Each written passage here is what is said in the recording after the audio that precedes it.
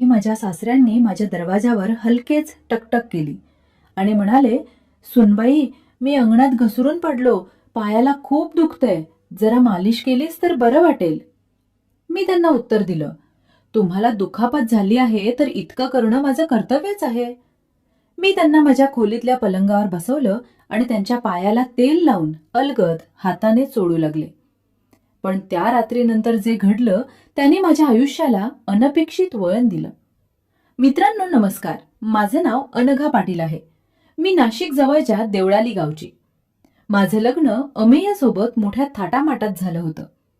अमेय पुण्यात अभियांत्रिकी क्षेत्रात नोकरी करत होता आणि मी BA पूर्ण करून MA करायचं स्वप्न पाहत होते. लग्नानंतर आम्ही अमेयचे वडील शंकरराव पाटील यांच्यासोबत राहायला लागलो. संसार नुकताच रुजत असताना अवघ्या 10 महिन्यात अमेयचा अपघातात मृत्यू झाला आणि माझ्या आयुष्याची पायाभरणीच कोसळली. आई वडील आधीच वारले होते.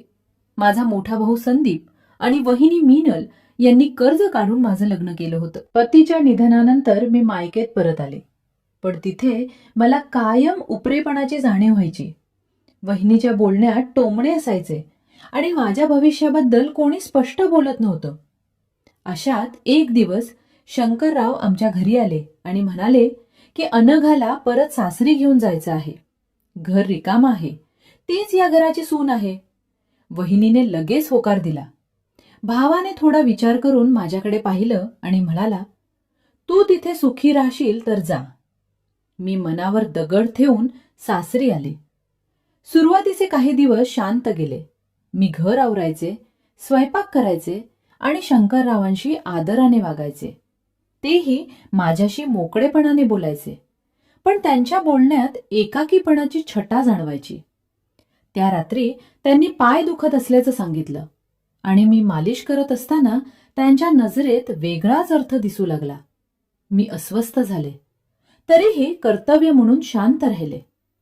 पुढील काही दिवस त्यांनी सूचक शब्दात "आपण दोघांनी एकमेकांचा आधार व्हावा" असं म्हणायला सुरुवात केली.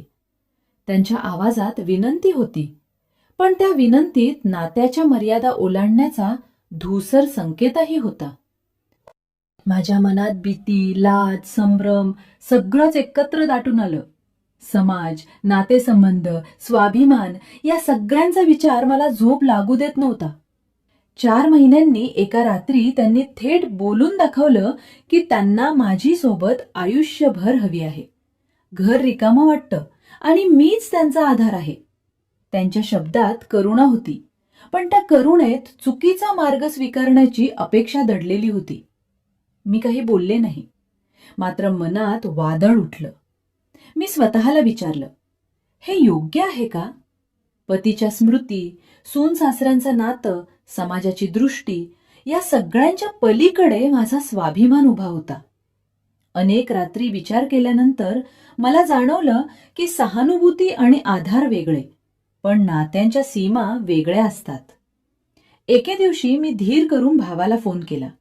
त्याला सर्व सांगितलं. तो काही क्षण शांत राहिला आणि म्हणाला, "तू चुकीचं काही केलं नाहीस. तुला तुझं आयुष्य स्वतःच्या अटींवर जगायचं आहे." त्याच्या शब्दांनी मला बळ मिळालं. दुसऱ्या दिवशी मी शंकररावांशी स्पष्ट बोलले. मी म्हणाले, "पिताजी, तुमचं दुःख मला समजतं, पण आपण जे सुचवत आहात ते आपल्या नात्याला आणि समाजाला मान्य होणार नाही. मला माझं शिक्षण पूर्ण करून स्वतःच्या पायावर उभं राहायचं आहे." ते काही वेळ गप्प बसले आणि मग शांत आवाजात म्हणाले, "कदाचित माझ्या एकटेपणाने मला चुकीचा विचार करायला भाग पाडलं." त्यांच्या डोळ्यात खंत होती. त्या दिवशी मी निर्णय घेतला की आता स्वतःसाठी जगायचं. मी पुण्यात MA समाजशास्त्रामध्ये प्रवेश घेतला. काही महिन्यातच मी अभ्यासात रमले, पार्ट टाइम नोकरी करू लागले, स्वतःचं भाड्याचं घर घेतलं आणि आयुष्याची नवी सुरुवात केली. शंकररावांनीही नंतर गावातल्या मंडळात सहभागी होऊन स्वतःला व्यस्त ठेवलं. काळानुसार आमचं नातं पुन्हा आदर आणि मर्यादांच्या चौकटीत स्थिरावलं.